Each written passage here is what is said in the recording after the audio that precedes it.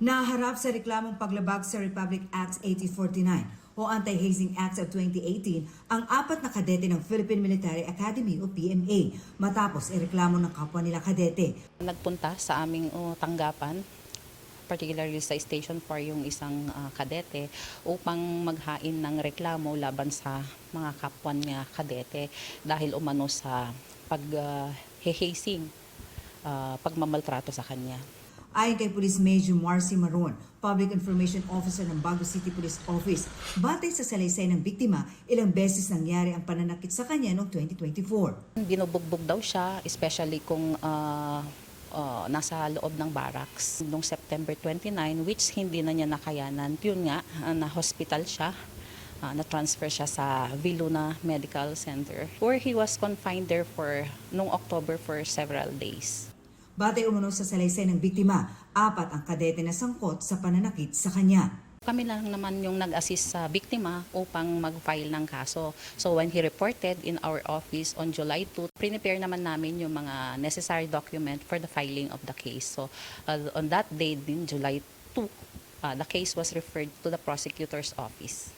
Paglabag sa anti-hazing law ang inihain laban sa mga sangkot.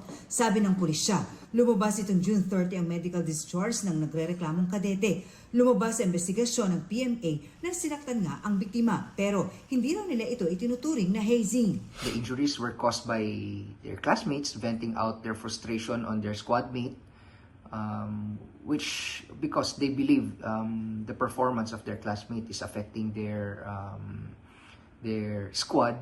The incident does not fall under the legal definition of hazing as stated in the Anti-Hazing Act, which requires acts of violence or abuse to be committed as part of the admission process in the organization. Gayunman, naparusahan na raw ang mga sangkot na kadete. The involved cadets were given appropriate punishments depending on the degree of their participation. Since 2018, the Philippine Military Academy has already implemented comprehensive reforms in our training systems, policies, and supervising mechanisms in order to prevent these things from happening. The Philippine Military Academy has a strict zero tolerance on maltreatment and hazing, and such acts has no place in our institution. Nire-respeto rin daw ng Academy ang desisyon ng pamilya na magsampa ng reklamo laban sa mga sangkot na kadete. The victim still retains his right to file a case in civilian court should he choose to do so. Nasa Baguio Prosecutor's Office na ang reklamo at inaalam kung may basihan para maglabas ng warrant para sa mga akusado.